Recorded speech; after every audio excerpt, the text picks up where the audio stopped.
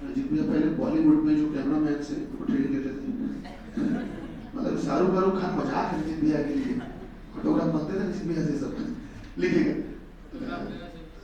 बेटा लिखेगा, यदि यदि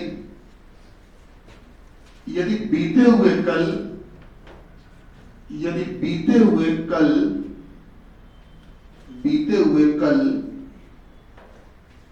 के आगामी परसों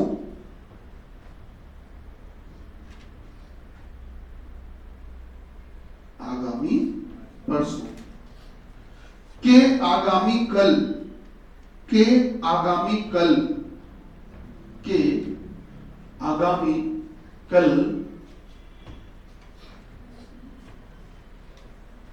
के 9 दिन पहले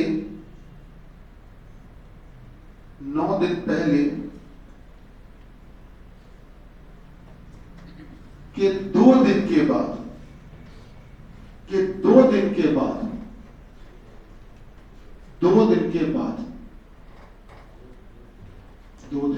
बाद सोमवार था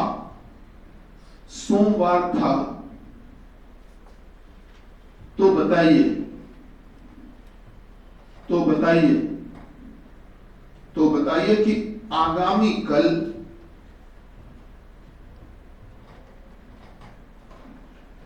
कि आगामी कल के 4 दिन के पहले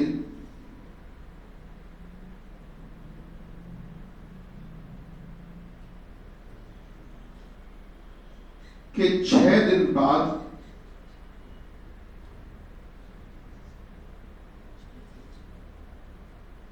लिखा कि 6 दिन बाद के बीते हुए परसों के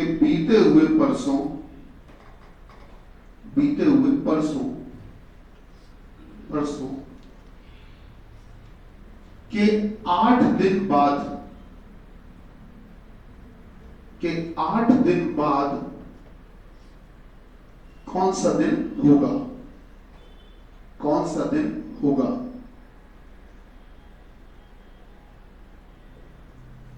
बेटा लिख लिया। आपको बताएं इसमें आपके पूरे दिमाग की कसरत हो जाएगी, ठीक है। जितना इसका कॉन्सेप्ट है बीते हुए कल, आगामी परसों, 2 दिन बाद, 3 दिन के बाद, ये जितना भी आपके एक्सरसाइज है सब इस एक प्रश्न से पूरी हो जाएगी। प्रयास करना, जो आंसर आए वो अपने हिसाब से तय करना, बाकी हम समझा देंगे कौन सा सही कैसे, ठीक है। वो हम कल बताएंगे आपको, लेकिन ये आपने जरूर लिख लिया। अभी हम सवाल आपका बताते हैं, कोई पूछ रहे ना जैसे बताते तो, ठीक है। तो बेटा आप नया टॉपिक शुरू कर सकते हैं। चलिए शुरू करते हैं पार्ट 1 से। पार्ट 1 नए टॉपिक से स्टार्ट करते हैं बेटा। टॉपिक है आपका कोडिंग डिकोडिंग। सुना है कभी? पढ़ा भी होगा, आता भी होगा। चलो कोई बात नहीं, अब से आएगा। कोडिंग डिकोडिंग कह लो। इसी का एक भाई होता है, उसका नाम है फॉर्मेशन ऑफ वर्ड्स।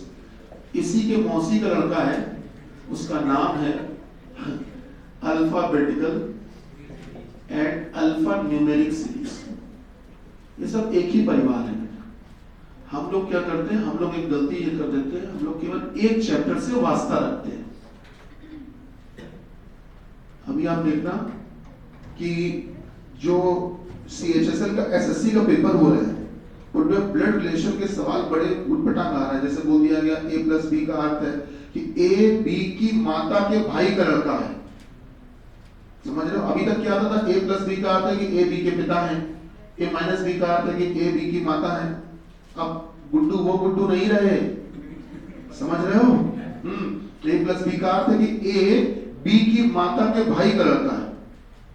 अब रिश्ते ऐसे बताए जा रहे हैं। A-B का अर्थ है कि A B की बहन के बेटे का पिता है, इस तरह से। तो अब ब्लड रिलेशन भी उटपटांग तरीके से आने लगा है। तो इसलिए नया पैटर्न क्या है, उससे आप अपडेट रहे। पुरानी परंपरा के हिसाब से पढ़ के जाएंगे, पेपर में चौंक जाएंगे, अरे ये क्या हो रहा है, समझ रहे हैं? तो इसलिए आपको वो भी अवेयर रहना पड़ेगा। उसी तरह से बेटा ये जो है कोडिंग डिकोडिंग, इसके सवाल ही बड़े खतरनाक आ रहे हैं इस समय। वैसे लॉजिक नहीं पढ़ने पड़ रहा है, क्या बन रहा है ये अभी हाल ही का बता रहा हूँ, CHSL का ही, समझ रहे हैं? और ये सीजीएल मेंस में भी आ रहा है, सभी में क्या आ रहा है। तो चलिए इसको देखते हैं। Coding decoding, formation of words, alphabetical alphanumeric series, पूरा एक परिवार होता है, एक यूनिट होता है। हिंदी में कहते हैं कूट लेखन और कूट वाचन। कूट लेखन और कूट वाचन। अच्छा बेटा, इसको कहते हैं शब्दों का निर्माण या शब्द निर्माण भी कह सकते हो। इसको किताबों में अगर ढूंढोगे तो इस नाम से ये चैप्टर मिल जाता है। आपको पता है, ध्यान दिया होगा आपने, हम ज्यादा किताबों पे कभी जोर नहीं देते, मतलब कभी नहीं कहते ये किताब खरीदो, वो वेस्ट ऑफ मनी है, पैसे की बर्बादी इसलिए हो जाती है बेटा, क्योंकि किताबें जो आज से 6 साल पहले उन्होंने तैयार की थी, मटेरियल उसका कंटेंट जो भी था, वो उस अपडेट नहीं करते, वो उसी को क्या करते हैं, उसका कवर पेज बदलते हैं और ईयर बदल देते हैं, वही देते रहते हैं। अरे सिलेबस तो हर साल अपडेट हो रहा है और किताबें वो अपडेट करते हैं, लेकिन उसमें खर्चा होता है, आपको पता है, वो जो ब्लूप्रिंट तैयार होता है उसमें खर्चा होता है, पब्लिशर्स और तमाम सारी चीजों के लिए। तो ऐसी स्थिति में क्या होता है, खर्चा कौन करे, तो उसी किताबों को बार बार देते रहते हैं। स्टूडेंट वही किताब लेके 2023 पढ़ा है, पढ़ डालता है, पता चला वो प्रश्न आ ही नहीं, ये इन्होंने जो पैटर्न दिया ये कभी आता था किसी जमाने में। तो इसलिए आप किताबों में खुद बहुत जोर नहीं देते हैं कि आप किताबों को में पैसे खर्च मत करो। उतने रुपए का आप क्या करो, मोबाइल में डेटा या इंटरनेट बोलते हैं ना उसको, वो रिचार्ज करके, उसमें फायदा क्या, और इससे ये नहीं कि यूट्यूब में पिक्चर देखो, वो इसलिए है कि आपने क्या किया, गूगल पे अच्छे अच्छे क्वेश्चन निकाले और डाउनलोड कर लिए। गूगल तो अपडेट करेगा, है ना, ऑनलाइन सबसे जल्दी अपडेट कर लेता है, फिर उसको लगाओ बेटा। तो शब्दों का निर्माण, और फिर इसका जो हिंदी होती है वो होता है बेटा अक्षर तथा मिश्रित श्रृंखला। अक्षर तथा मिश्रित श्रृंखला, ये बेटा इसकी हिंदी होती है। तो कुल मिला के किताबों में देखते हो तो ये 3 अलग अलग चैप्टर होते हैं, जबकि ये तीनों अलग अलग नहीं, तीनों एक ही माने जाते हैं, एक ही परिवार के होते हैं। आइए शुरुआत करते हैं, स्टार्ट करें बेटा। सबसे मूल बात ये है कि आप के पास में जो ABCD होती है, जो कि हम सभी लोग जानते हैं,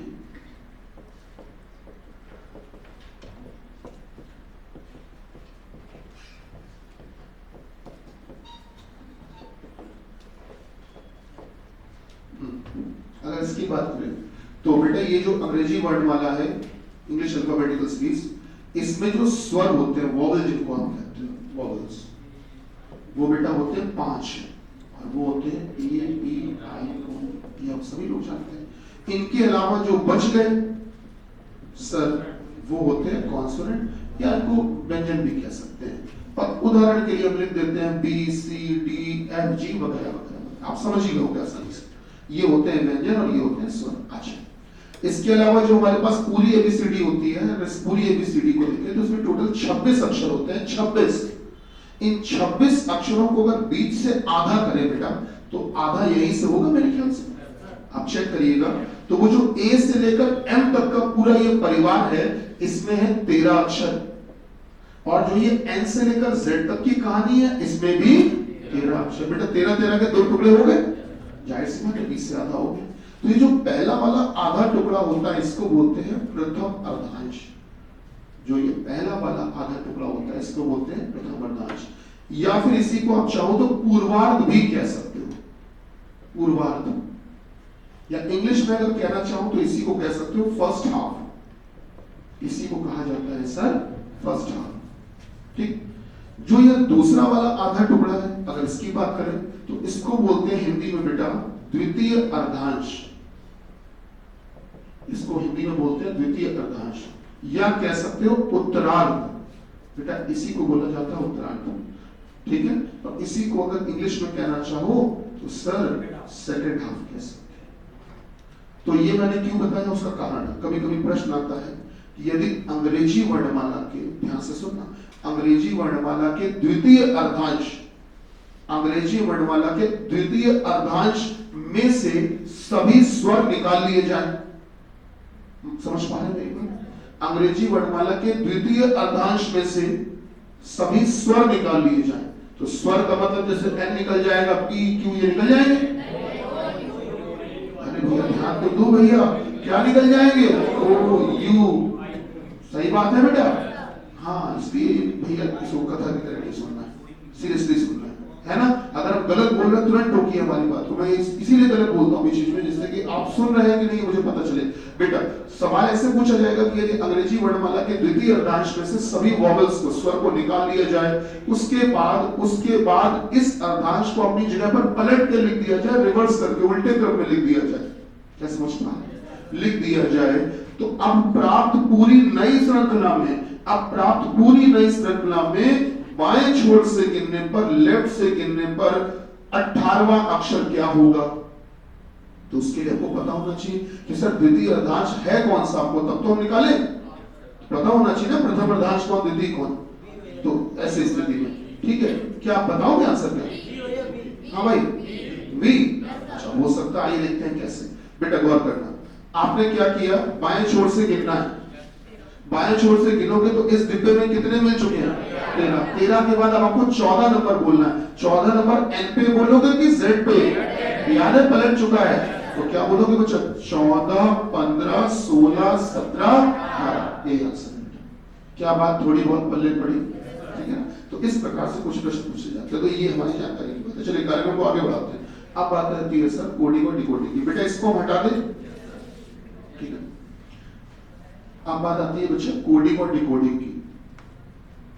ज्यादातर लोगों को याद भी होती है, याद करने के अलग अलग तरीके भी होते हैं, ठीक है। मंत्र होते हैं, कुछ श्लोक होते हैं, कुछ अलग अलग शॉर्ट ट्रिक्स टूल्स होते हैं, वो अच्छी बात है, कोई गलत चीज नहीं है, ठीक है। हमारी सलाह क्या है वो ये आप सुनेंगे, आज से इसको अप्लाई करना जो हम बता रहे हैं। ये हम पेपर के लिहाज से बताते हैं चीजें, जैसे कि पेपर में ये चीजें आपका साथ कभी नहीं छोड़ेंगी। आपने करना क्या है, जब पेपर देने जाओ तो आपको जो रफ करने के लिए कागज मिलता है, A4 साइज का सादा कागज, उसमें ये काम कर लिया करना। जब पेपर करना शुरू करो, सॉल्व करना, तो थोड़ा समय निकाल के ये लिख लेना। उसमें क्या करना, पूरी ABCD लिख लेना।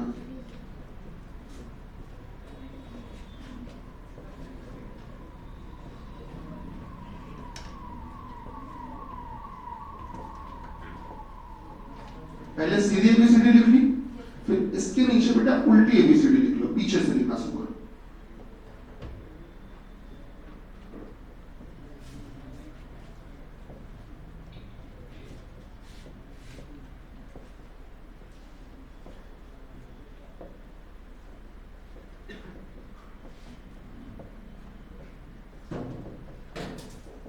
ठीक है बेटा, पहले सीधी ABCD फिर नीचे उल्टी ABCD।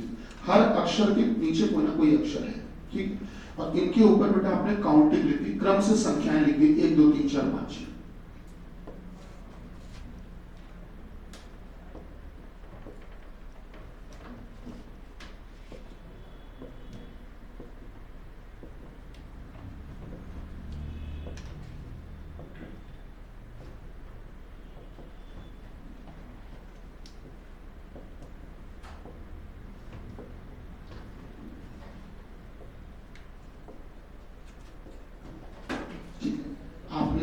पहले सीधी ABCD फिर नीचे उल्टी ABCD फिर ऊपर नंबर लिखिए। अब गौर करना बेटा, ये जो ऊपर वाली आपने ABCD लिखी है, सीधी सीधी ABCD, इस ABCD के लिए ये जो नंबर हैं ये कहलाते हैं कोडिंग। कोडिंग अगर कोई पूछता है A की कोडिंग कितनी, तो 1, B की कोडिंग 2, C की कोडिंग 3, D की 4, अगर कोई पूछता है J की कोडिंग 10, O की कोडिंग 15, U की कोडिंग 21, जो पूछे वो बता सकते हैं, कोई दिक्कत नहीं। और नीचे वाली जो ये ABCD है, नीचे वाली वर्णमाला, इस नीचे वाली वर्णमाला के लिए यही नंबर कहलाते हैं डिकोडिंग। डिकोडिंग नीचे वाली वर्णमाला के लिए। अब आपको कोडिंग और डिकोडिंग दोनों आपकी यहां से कंप्लीट हो गई, मतलब कि आपको किसी भी अक्षर की कोडिंग या डिकोडिंग पूछना आप आसानी से बता सकते हैं। जैसे किसी ने पूछ लिया बताओ V की डिकोडिंग कितनी है, डिकोडिंग, तो अगर डिकोडिंग देखनी है तो नीचे वाला V देखोगे और इसके ऊपर नंबर कौन सा रहा, 5। अगर कोई पूछता V की कोडिंग कितनी, 22, और V की डिकोडिंग कितनी, 5, नहीं समझ पाए। किसी ने पूछा कि बताओ Q की डिकोडिंग कितनी है, तो डिकोडिंग तो नीचे वाली लाइन के लिए है ना, तो बेटा Q की डिकोडिंग तो नीचे वाला में Q देखो, तो नीचे वाले में जो Q है बताओ उसके लिए नंबर ऊपर क्या लिखा है, 10। और अगर पूछते Q की कोडिंग कितनी है, तो ऊपर वाली ABCD में देख लो Q की कोडिंग कितनी, 17। नहीं समझ पाए। ये थोड़ा बहुत क्लियर हो रहा है कि नहीं? कोडिंग के लिए बात करेंगे तो ऊपर वाली वर्णमाला और डिकोडिंग की बात करेंगे तो नीचे वाली। भैया क्लियर हो रहा है? ठीक है। अच्छा, एक और बात आपको ध्यान रखनी है कि कभी भी गौर करना कि सर कोडिंग हो और चाहे डिकोडिंग हो, दोनों का जो सम होता है, योगफल, वो हमेशा 27 होता है। आप किसी भी अक्षर की बात कर लो तो किसी भी अक्षर की, किसी भी अल्फाबेट की कोडिंग ले लो और डिकोडिंग ले लो, दोनों को जोड़ना 27 ही आएगा। जैसे एग्जांपल के लिए मान लेते हैं एफ को देख लेते हैं। एफ की कोडिंग कितनी? एफ की डिकोडिंग कितनी? देखिए नीचे वाली वर्णमाला में देखिए एफ कहां लिखा है, कितनी? 21 और 6 को जोड़िए 27 आ रहा। आप किसी भी अक्षर को ले सकते हो, किसी भी अक्षर की कोडिंग और डिकोडिंग का सम क्या कितना होता है बेटा? 27 होता है। ठीक है। जो रैंकिंग चैप्टर होता है ये उसी से कॉन्सेप्ट लिया गया है, रैंकिंग का ही कॉन्सेप्ट है बेटा। एल टोटल बराबर लेफ्ट प्लस राइट माइनस 1, ये वही कॉन्सेप्ट है बेटा। ठीक है, ये वहीं से बना है। चलिए क्या, ये एक बात हो गई। अब कार्यक्रम थोड़ा सा आगे बढ़ाते हैं, कोडिंग डिकोडिंग के सवालों पे आते हैं। चलिए देखिए, मैं लिख रहा हूं, आप सामने देखकर भी नोट कर सकते हैं। क्वेश्चन ये है, यदि किसी निश्चित कूट भाषा में, यदि किसी निश्चित कूट भाषा में, यदि किसी निश्चित कूट भाषा में, यदि किसी निश्चित कूट भाषा में अप्रैल, यदि किसी निश्चित कूट भाषा में अप्रैल, बेटा स्पेलिंग देखकर लिख लेना सामने से। किसी निश्चित कूट भाषा में, यदि किसी निश्चित कूट भाषा में अप्रैल, गौर करना बेटा, किसी निश्चित कूट भाषा में अप्रैल को के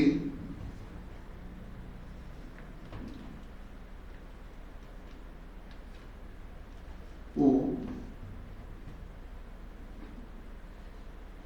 क्यू एन ई लिखा जाता है। इसी भाषा में बेटा, इसी भाषा में हमसे कहा गया कि THIRD, थर्ड, इसी भाषा में थर्ड को, अच्छा थर्ड को CQOGS लिखा जाता है।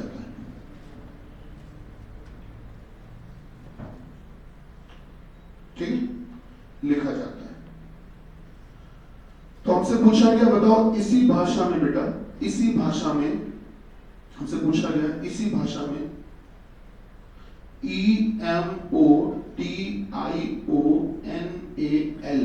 को क्या लिखा जाएगा? को क्या लिखा जाएगा? इमोशनल को क्या लिखा जाएगा? आपसे ये पूछ लिया। आइए शुरू करें। बाकी आप में से जो लोग प्रयास कर सकते हैं वो अपना प्रयास जारी रखें, बाकी लोग बेटा हमारे साथ बोर्ड पर ध्यान दें।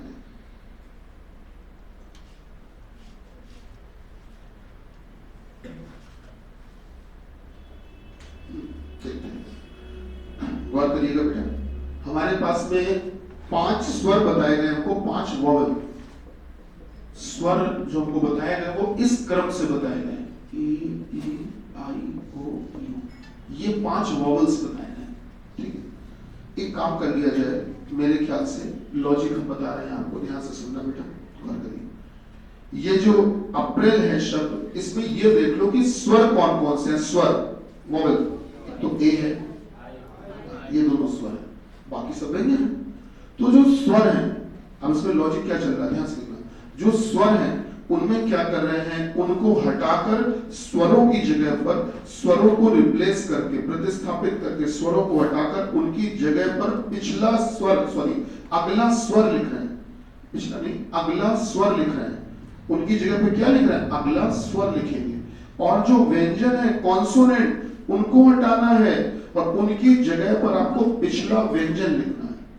फिर से समझिए कि वॉवल्स को हटा के सक्सेसर वॉवल और कॉन्सोनेंट को हटा के प्रेडिसेसर कॉन्सोनेंट, मतलब स्वरों को हटाना और अगला स्वर लिखना है और व्यंजन को हटा के पिछला व्यंजन लिखना है। और ये कहानी जो करनी है वो आपको जब आगे से शुरू करनी है तो वो जो इसके लिए होगा वो शुरुआत में नहीं लिखा होगा, वो पीछे लिखा होगा। जैसे मैं आपको बताता हूँ, सुनो, अप्रैल को जो भी चीज लिखी गई है वो सामने लिखी गई है, तो वो जो लिखी गई है वो कहानी आप एक काम करो, अप्रैल के नीचे उतार लो, सामने की जगह बजाय नीचे उतार लो, लिख लेते हैं। तो हमने लिख लिया, कहानी क्या थी, KOQNE। अब ध्यान से देखना सभी लोग बेटा, जो स्वर है उनकी जगह को, उनको हटाकर उनकी जगह अगला स्वर लिखो, और व्यंजन की जगह पिछला व्यंजन। ठीक, बहुत तसल्ली से साथ में चलना। ए क्या है, स्वर है, स्वर है कि व्यंजन है, स्वर है। तो अगर स्वर को हटाना है तो वो गुरुजी ने क्या बताया, तो स्वर को हटाना है तो उसकी जगह पर अगला स्वर। अब ए के जगह पर अगला स्वर लिखना है। तो ये देखो ऊपर देखो, आपको 5 स्वर दिए गए थे, ए ई आई ओ यू। तो ये बता दो ए के बाद अगला स्वर कौन सा होगा, ई। तो सर ए के बाद अगला स्वर ई होता है, तो ए के नीचे ई लिखना चाहिए था, पर वो नीचे ना लिख के इधर पीछे लिखा गया। मतलब जो भी कुछ लिखा जा रहा है वो पीछे से उल्टे क्रम से लिखा जाता है।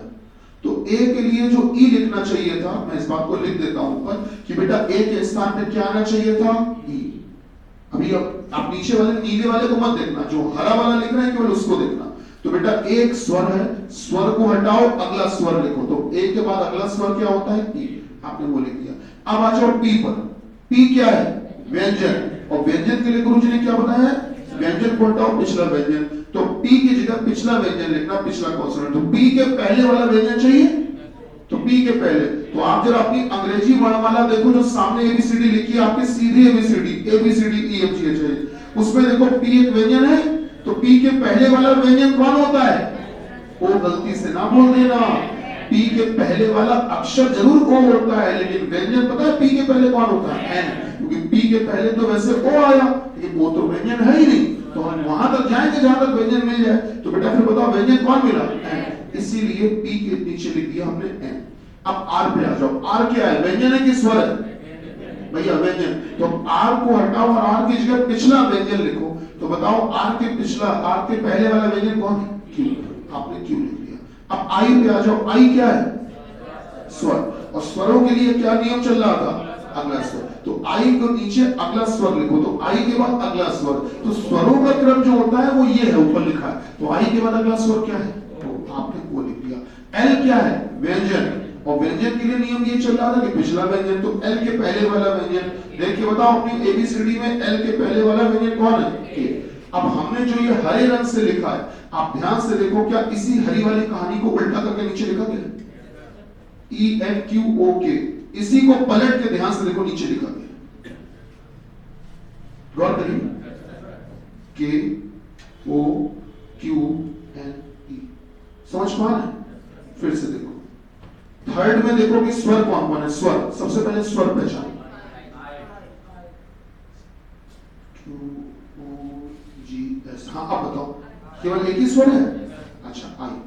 हाँ अब स्वर के लिए नियम याद है ना, स्वर के लिए क्या था, अगला स्वर। अब व्यंजनों के लिए पिछला व्यंजन। अब टी एक व्यंजन है, तो टी के पहले वाला व्यंजन बताओ।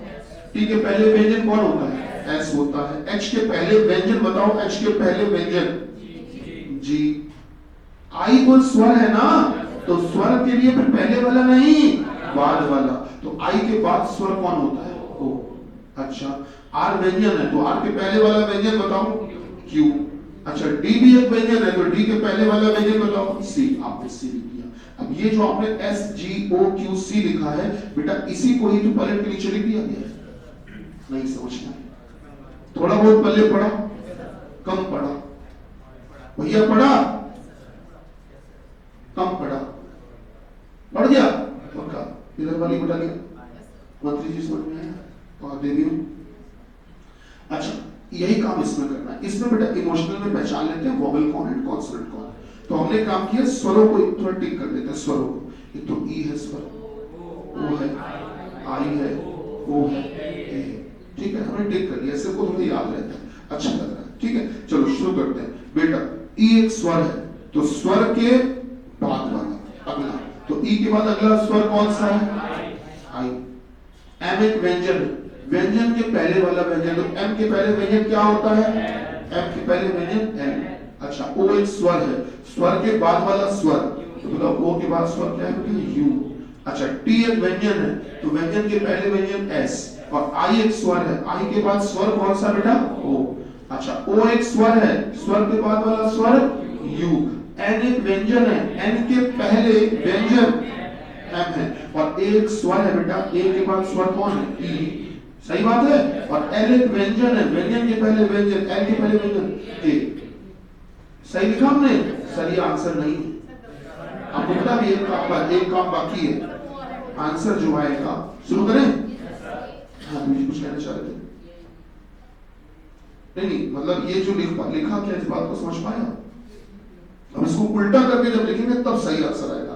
हाँ, आंसर क्या आएगा बेटा? K E M U O S U L I. बात समझ में आई? ये ठीक है ना? अगला प्रश्न देखिए जल्दी से, एक छोटा सा प्रश्न और बेटा, इसको हटा दे, हटा दे, ठीक है। अगला प्रश्न देखते हैं सर। अगला प्रश्न, जैसे हमको कहा गया इन अ सर्टेन कोड लैंग्वेज, किसी निश्चित कोड भाषा में हमसे कहा गया, किसी निश्चित कोड भाषा में बेटा हमसे ये कहा गया, किसी निश्चित कोड भाषा में रीजनिंग, किसी निश्चित कोड भाषा में रीजनिंग को लिखा जाता है।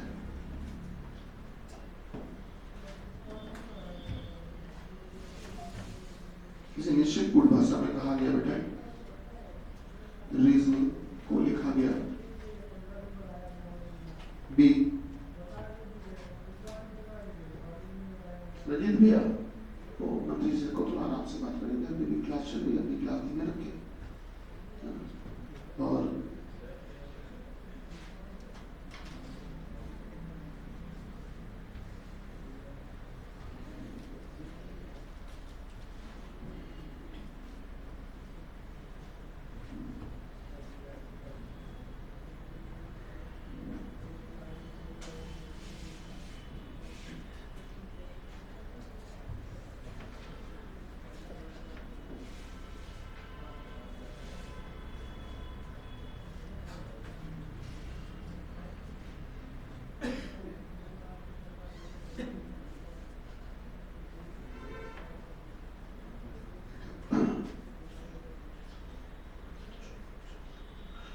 रीजनिंग को ये लिखा जाता है।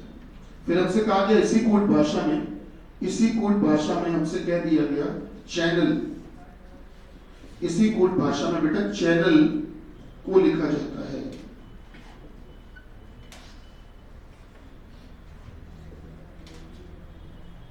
B D F I M O, ये लिखा जाता है। ठीक है।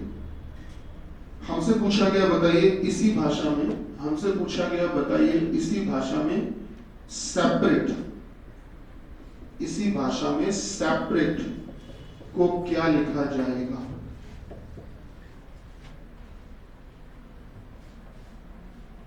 कुछ उम्मीद हो?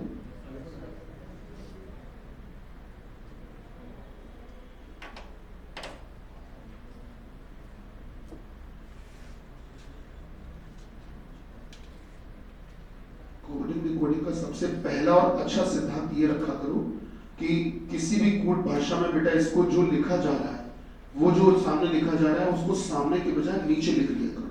जब नीचे लिख लोगे तो लॉजिक जल्दी समझ में आता है।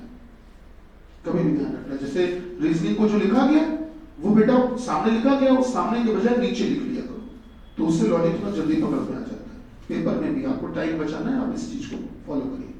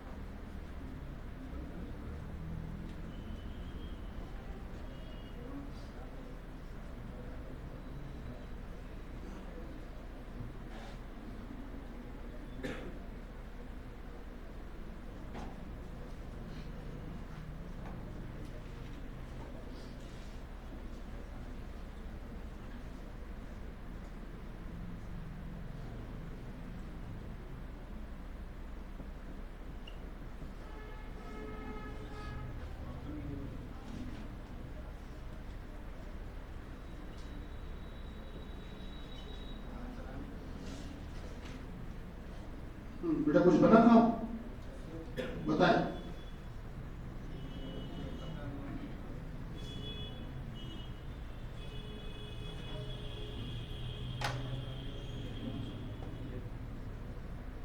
देखिए सबसे पहले क्या करिए, सुनो बेटा सामने, सबसे पहले जो आपको रीजनिंग शब्द दिया गया है, जो भी रीजनिंग शब्द दिया गया है, इसको आप अंग्रेजी वर्णमाला के सही क्रम में लगाओ, according to English alphabetical series, सही क्रम में, छोटे से बड़े की तरफ, असेंडिंग ऑर्डर में, आरोही क्रम में, वर्तमान क्रम में लगाते हैं। तो रीजनिंग में जो सबसे छोटा अक्षर है वो पहले आएगा। बताओ सबसे छोटा कौन है? ए से बड़ा कौन है रीजनिंग शब्द में? ई। ए से बड़ा याद है ना, एबीसीडी। ए से बड़ा B C D E F G H I. अब बताओ ए से बड़ा कौन है इनमें? ई है। ई से बड़ा कौन है इनमें? जी। नहीं याद है एबीसीडी, कुछ लोग आई बोल रहे हैं, है ना। जी से बड़ा कौन है इनमें? आई। से बड़ा जे के एल एम एन ओ कौन है बेटा? कौन मिला? एन। कितनी बार? 2 बार, तो 2 बार लिखना पड़ेगा। एन से बड़ा कौन है? ओ। ओ से बड़ा बेटा ओ के बाद P Q R S T, बोलो कौन है? आर। आर के बाद एस। लिख दिया। लिखने के बाद सभी में +1 किया गया, +1, सब में +1 +1 +1 +1। चेक करो कि आप सही बोल रहे हैं। सब में एक एक जोड़ दो, एक एक अक्षर जोड़ के आगे लिख दो। देखो नीचे लिखा हुआ, ए में एक बढ़ाओ बी, ई में एक बढ़ाओ एफ, जी में एक बढ़ाओ एच, आई में एक बढ़ाओ जे, एन में एक बढ़ाओ ओ, एन में एक बढ़ाओ ओ में एक बढ़ाओ पी, आर में एक बढ़ाओ एस, एस में एक बढ़ाओ टी। नहीं समझ में आया? थोड़ा बहुत पल्ले पड़ा? फिर से देखिए, यही काम इसमें करिए। चैनल को सबसे पहले असेंडिंग ऑर्डर में लगाइए, अंग्रेजी वर्णमाला के सही क्रम में लगाइए। तो बेटा चैनल शब्द में बताओ सबसे छोटा कौन है? सी। ए से बड़ा कौन है? सी से बड़ा? से बड़ा? एच है, बिल्कुल है। एन 2 बार है? 2 बार, सॉरी पहले एल आएगा, बाद में एन आएगा ना बेटा। पहले एल, बाद में 2 बार एन। अब सही लिखा हमने।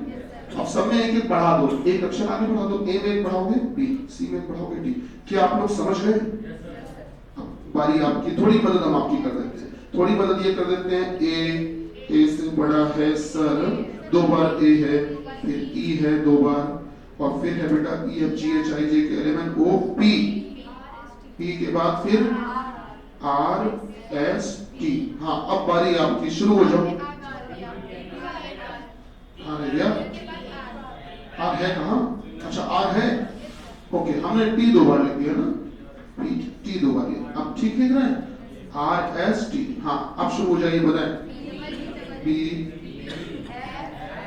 2 बार, हाँ हाँ। भैया बात सोच रहे हैं, एसएससी सीएचएसएल का अभी जो पेपर चल रहा है उसमें ये लॉजिक से क्वेश्चन आए थे अभी, मतलब मैं अभी आपको 2-3 दिन पहले की बात कर रहा हूँ, अभी आए ये लॉजिक से। पहले असेंडिंग ऑर्डर में लगा के तब +1 कर रहे हैं। क्लियर हुआ? कल की क्लास में आपको हम, चूंकि बेसिक बातें हो ही चुकी हैं, 2-4 सवाल जो और थोड़ा सा नए तरीके के वो करवाएंगे, प्लस शीट देंगे आपको कल, ठीक है? कल कोडिंग डिकोडिंग की शीट में देंगे। चलिए आज के लिए इतना ही, धन्यवाद। भारत माता की जय।